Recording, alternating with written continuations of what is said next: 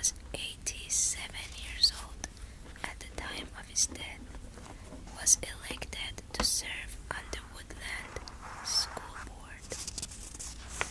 Additionally, Northup was a musician and a founding member of the Unitarian Universalist Church of Davis. Northup met his wife, Claudia Maureen Maupin, at the Church of Davis. The couple married in 1996.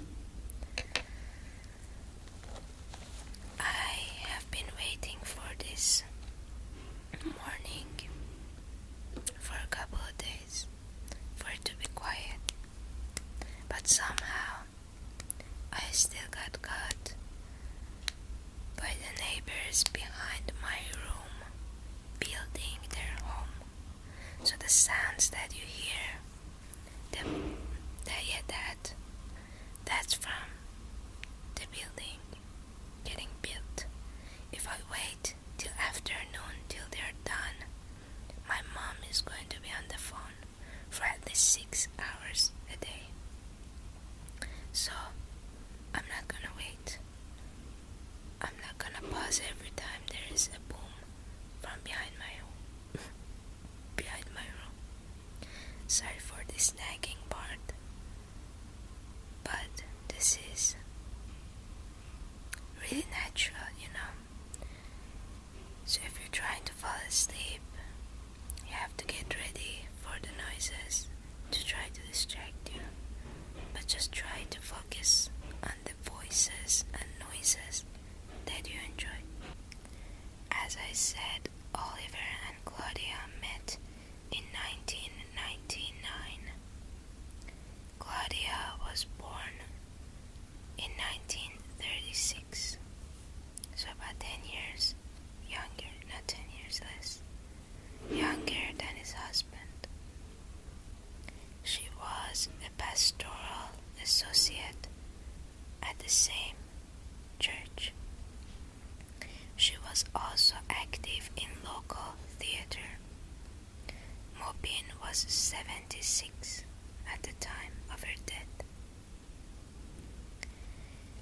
Maupin had 3 children, while Northup had 6 children, along with 2 stepchildren from a previous marriage. Maupin and Northup's joint family included 11 children, 14 grandchildren, and 8 great-grandchildren.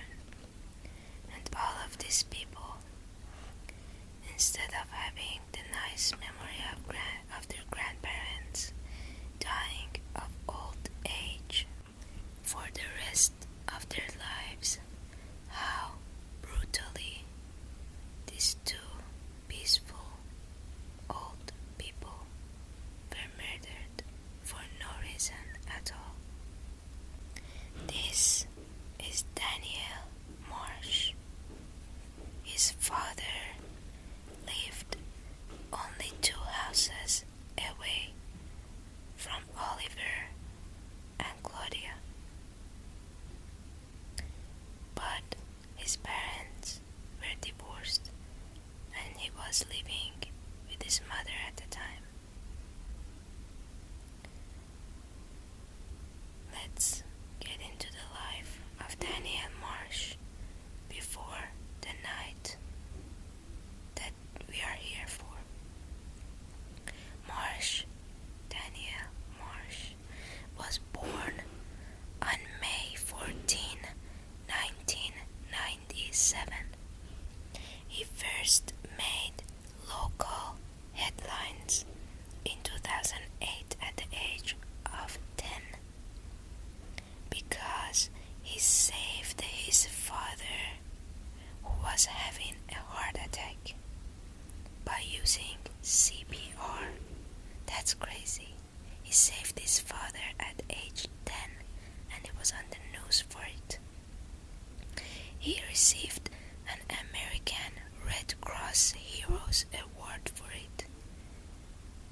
That's just ironic that he was thought to be a hero at age 10 and a murderous monster 5 years later.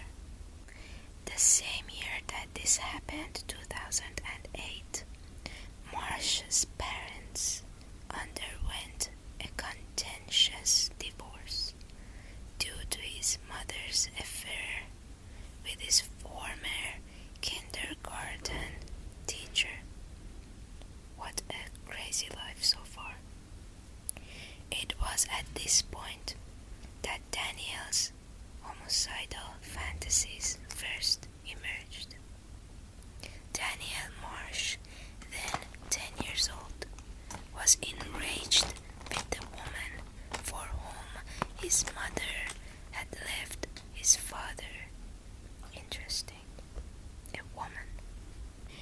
He plotted to slit her throat or strangle her to death. At age 10, Daniel also began to have dreams of killing people. At 11, he told a therapist about fantasies of torturing people and his desire to make those fantasies come true. When Daniel was 11, he was diagnosed with adjustment disorder with depressive mood. Something I've noticed reading these cases so far is that whatever society has learned how to diagnose everyone with everything, but rarely do you see that these diagnoses are used to help them. They're just like, oh, this one has this, that one has that, take these pills, but at the end of the day, they are still going to commit these crimes, and it didn't help them in any way. And in this case, we see that Daniel Marsh has been drugged up almost his whole life, and it did not help him in any way. And in my unpopular opinion, it did him the opposite. These drugs ruined his child brain, and at the age of 15, he was ready to commit these crimes. I don't know how is it that when an 11-year-old tells their therapist that they wanna kill and torture people, and they are wanting to bring this fantasy into reality, you just give him a pill and send them back to school. How does that gonna stop them from doing something? Nothing that you eat will affect your actions. It may change your mood, but I don't think it will affect your actions. Maybe even it will make you numb and help you do what you have in mind. It's no good to make a murderous child numb. In 2010, Daniel started seeing David Bessa, a clinical social worker, and the intake form described Daniel as having nightmares and temper outbursts and being nervous and not liking other people. In August of the same year, he was prescribed his first antidepressant, Prozac. The prescription called for 1 to 2 capsules a day. As Daniel entered his teenage years, he began using alcohol and marijuana. He went back and forth between his parents' homes until he was 14, at which point his father threw him out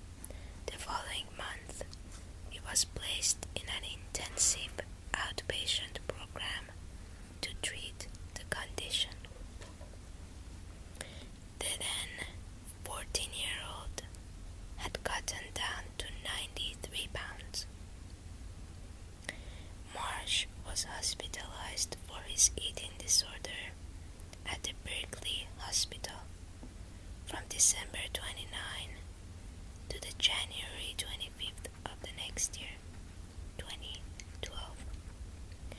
Marsh was now taking Celexa. I've never heard that. His medication was switched to Lexapro and was then switched back to Prozac. Again, he's 14 years old, drugged up for at least 5 years. Marsh was also given Abilify, an antipsychotic. It did not work. I'm gonna keep saying this all through this video because it drives me nuts. When these children are not helped in any way, but giving them drugs, more drugs. He was already using drugs, so now the doctors are giving him the drugs. No wonder his mind was all messed up. Not that it makes a lot of children are going through the same thing, but none of them will do what he did. But again, he was a child. The responsibility, I think, was on his parents' shoulders to bring him up better than they did and not throw him out at 14.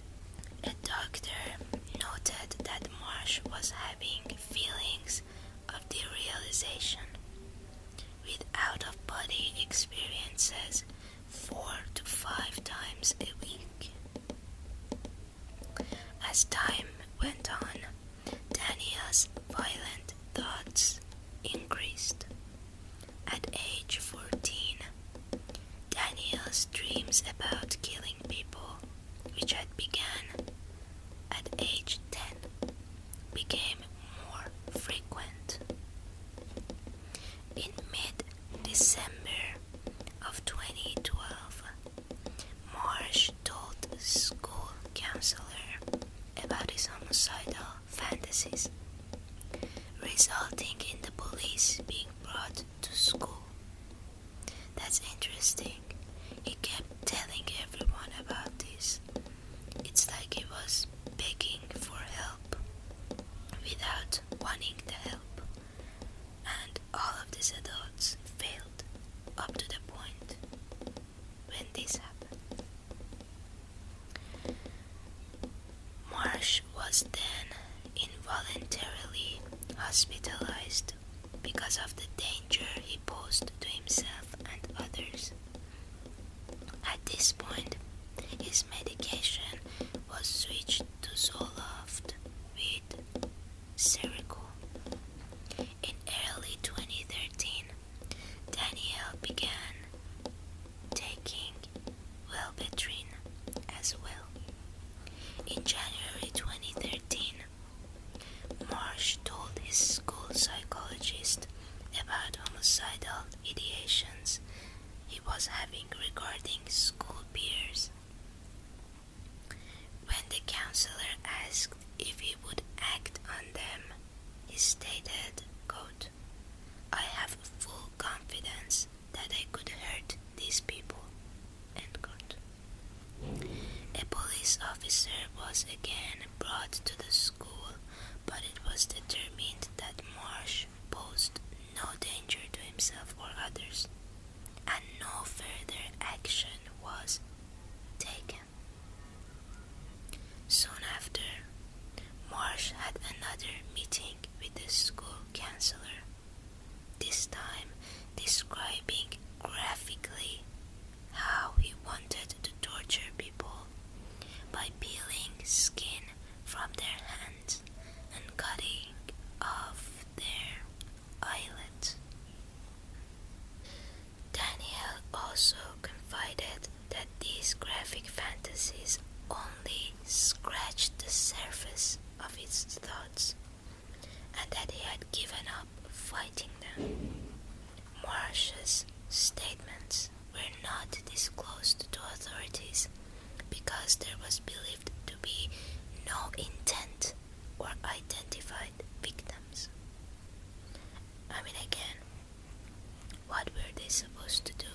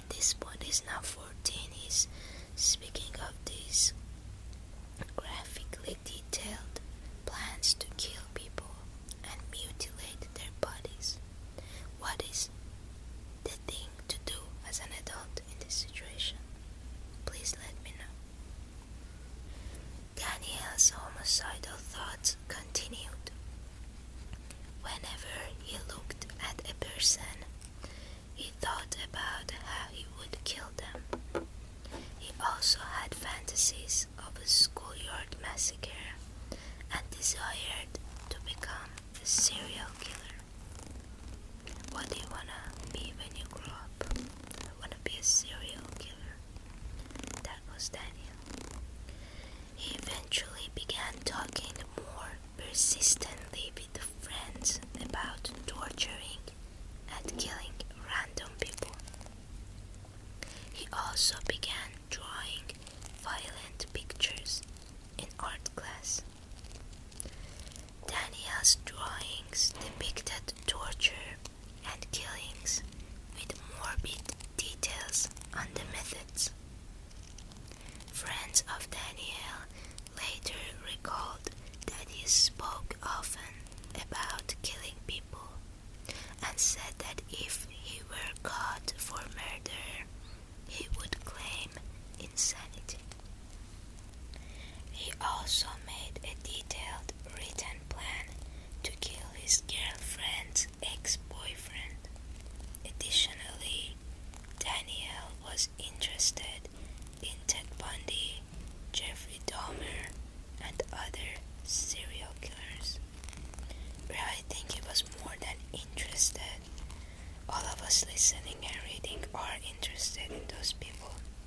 I think he was more so dangerously obsessed with their actions.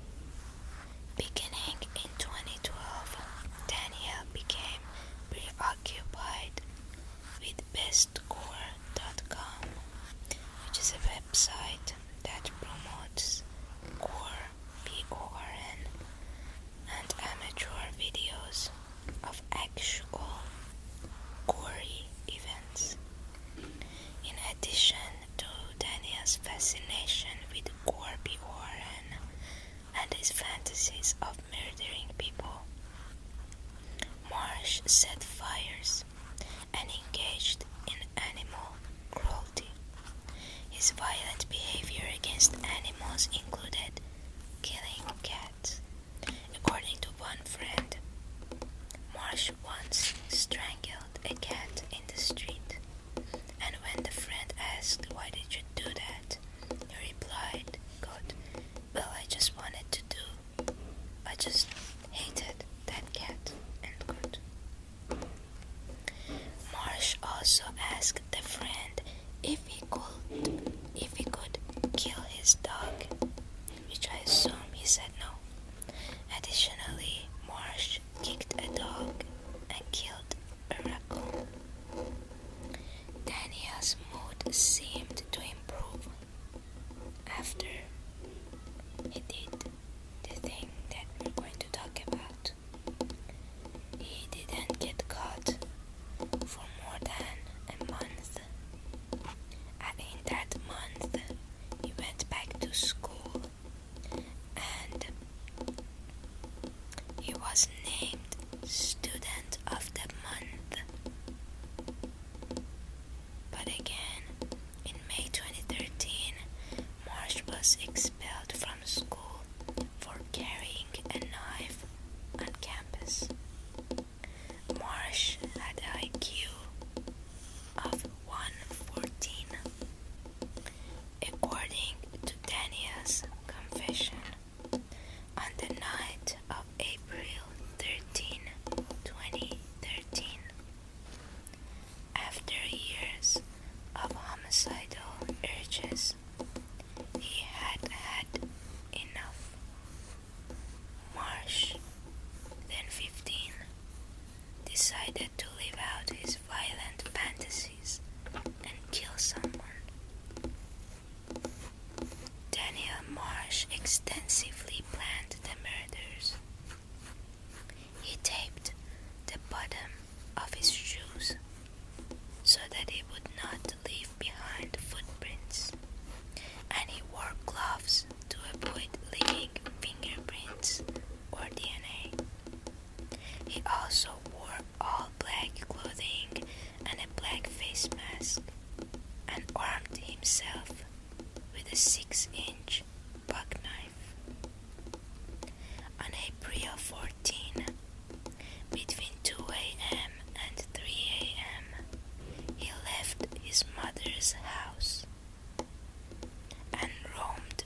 the streets of Davis, where his father lived, searching for a home with open doors or windows. According to Daniel himself, he checked between 40 and 50 homes for open windows or doors.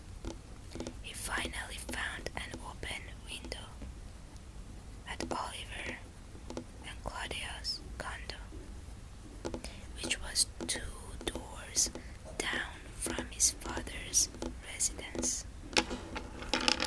He sliced open the screen, climbed through the open window, and waited in the living room until he heard snoring sounds coming from the master bedroom.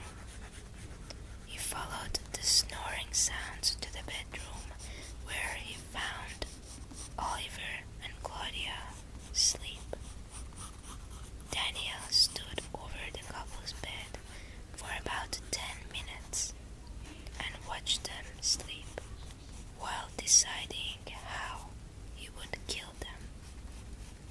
During his confession, Daniel described feeling nervous but excited and exhilarated as he did this. It was at this point that Claudia Maupin awoke. He saw Daniel and began screaming.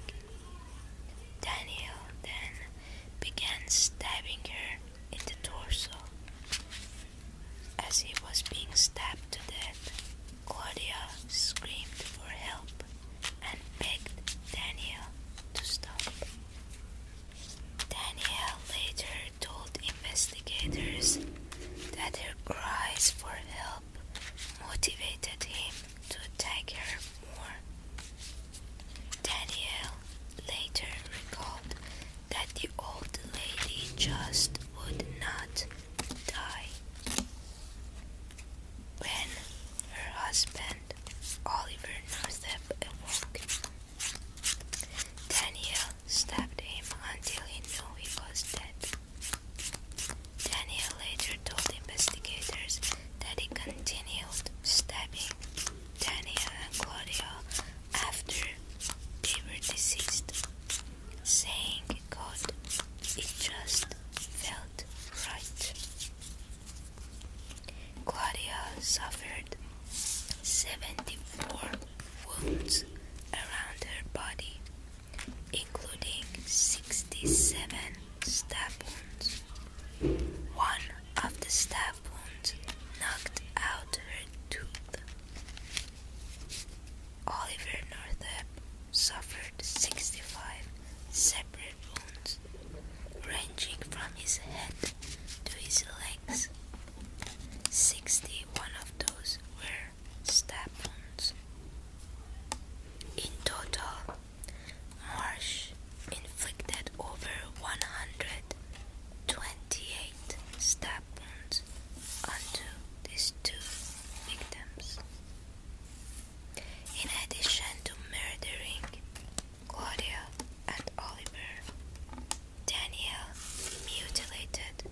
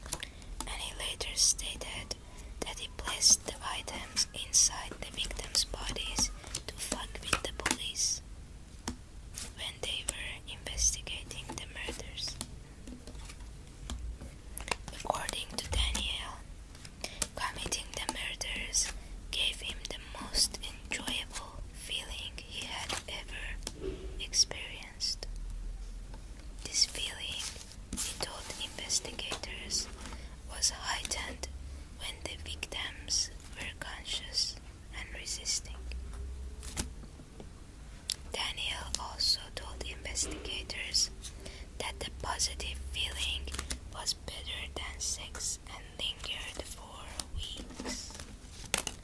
He's 14. Well, he's drinking and smoking, so it makes sense that he was also doing other stuff. Daniel kept souvenirs from the crime.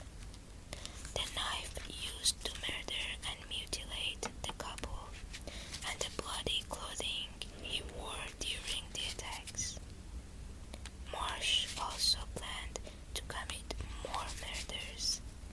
He wandered the streets looking for victims, but could not find any. During these expeditions, he armed himself with a baseball bat. He planned on murdering his next victims with the bat so that the crimes would not be associated with the stabbing murders of Claudia and Oliver. On the morning of April 14, Claudia and Oliver were absent from church, which concerned their family. Oliver's daughter Mary tried calling them but received no answer. Northup also failed to show up for a gig with his local folk band. Damn, he was 80-something years old and he was in a band. Northup's son Robert and one of his grandsons then visited the couple's home. They left, leaving Claudia and Oliver were out of town. It was later that evening when Claudia's daughter Laura and police went to the couple's house. Laura rang the doorbell but received no answer. She then went around back, finding one of the windows open with its screen slashed. Looking through the bedroom window, she saw bloodstains. That's horrifying. The police were able to see the victims' bodies through the window using a flashlight. They forced entry and made the gruesome discovery. Investigators, including 25 FBI agents, tried to solve the murders. However, no physical evidence could be found. Daniel Marsh left no DNA, fingerprints, or footprints. Daniel would only be apprehended after bragging about the murders. Well, he's 14, even though he planned this so good, he cannot control his mouth, and that's a good thing. It's so funny that the same morning that he had committed these crimes on April 14, Daniel bragged to a close friend that he had committed the murders. They did not notice that it was different from other people and that he should keep this to himself. Now maybe that's the adjustment issue. Like you learn at those ages that if you have a weird thought that it's not normal and that not everyone else has those thoughts, and you try to adjust what you think to match. Maybe I'm giving away too much about myself, but anyway, it's interesting that he had no idea that this shit wasn't normal and that he shouldn't talk about it to his friends. The next day, he confessed again to his friend and to others during the lunch. After school, he asked his girlfriend if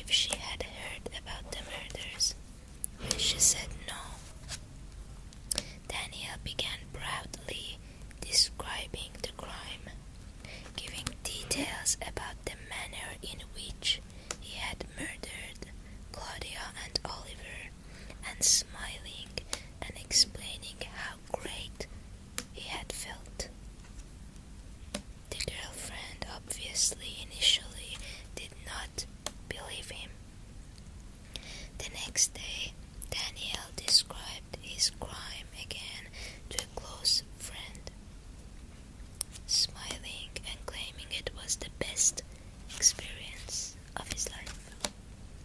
On April 16, Marsh's friend inquired about the murders. Daniel again described the crime as the best feeling in his life. He showed his friend several items, including the knife used to commit the murders and the gloves, ski cap, boots, and jacket he had worn during the murders. The friend later testified that he did not know how to respond. Daniel's friend and girlfriend spoke with each other about what Marsh had told them. These poor teenagers, they thought their friend was just being edgy all the time, just being an edgy teenager. Oh, I want to kill everyone. But he actually done it and they had no idea. Daniel's friend eventually informed the school that Daniel was carrying a knife around campus, which resulted in Daniel's suspension. Daniel's girlfriend broke up with him on June 4th because she felt intimidated by him. 1 or 2 weeks later, at around midnight, Daniel sneaked into her house through the dog door, an action that caused the girlfriend to fear for her life. The girlfriend told Daniel's friend about the incident. The friend told Daniel's father about the murders, but Daniel's father did not believe him. Daniel's friend then went to the police. Wait a second, why did no one believe him? You've been talking about these fantasies all his life.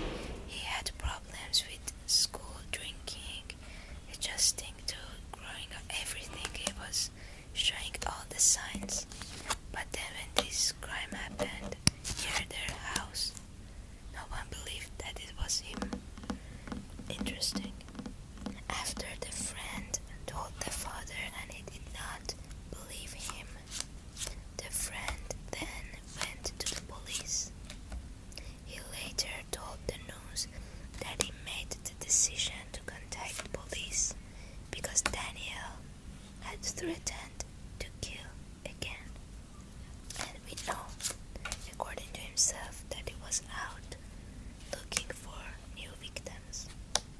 Daniel's friend was questioned at the police station for several hours. Daniel was arrested the next day on June 17, 2 months after the murders were committed. On June 17, a high school resource officer brought Daniel in for questioning. Daniel was then interrogated by the detective and FBI special agent. At first, he denied involvement in the murders and tried to talk his way through the situation. He sobbed and pleaded for them to believe him.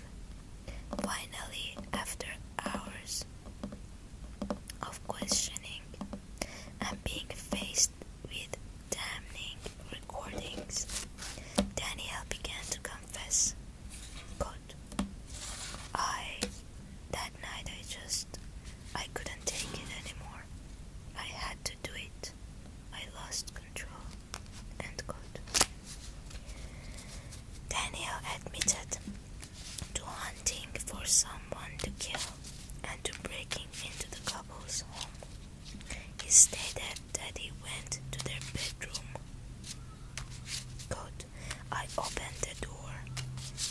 I just kinda stood over their bed, watching them sleep for a few minutes. My body was trembling. I was nervous but excited and exhilarated. I was actually gonna do it. I was there.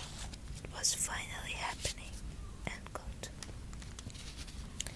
Daniel then described in graphic detail how he murdered the couple and mutilated their bodies. Quote, I cut open both of their torsos. During his interrogation, Daniel stated, I don't feel sympathy for other people at all. Don't feel empathy for them. End quote. After Daniel made a full confession, the detective asked him, you mentioned that pretty much everybody you meet, you have thoughts about killing them and how you would kill them. So how would you kill me? End quote. Marsh answered, quote, just a lot of ways. Choking you to death with your tie, beating your face into the mirror until it broke, and using the glasses to cut your arteries, gouging your eyes out, and just smashing your face into the wall. Nothing personal. End quote. Daniel told investigators all the evidence you need was in his mother's garage. Investigators later searched the garage, finding the bloody clothing Daniel had worn during the murders and the knife used to commit them. He had kept them all as souvenirs. Daniel Marsh's trial began on September 2nd, 2014. Daniel, then 17, was tried as an adult. The trial lasted 5 weeks. Marsh's defense team claimed that the side effects of the medication he took combined with mental illness triggered uncontrollable violence and rendered him temporarily insane. Prosecutors argued that Daniel was cunning and manipulative and committed the murders in a premeditated and carefully planned manner. During the trial, jurors heard from numerous witnesses, including investigators, psychologists, pathologists, and Marsh's friends and ex-girlfriend. On September 26, 2014, after under 2 hours of deliberating, the jury reached a verdict. Guilty on both counts of first-degree murder and all special circumstances. Next, jurors had to determine if Marsh was sane or insane. A few days later, on September 30th, the jury found that Daniel Marsh, in fact, was sane when he committed the murders. Even though Daniel Marsh was sentenced to 52 years to life, California law will allow him to be paroled after serving 25 years when he is 42. Daniel Marsh, now 26 years old, continues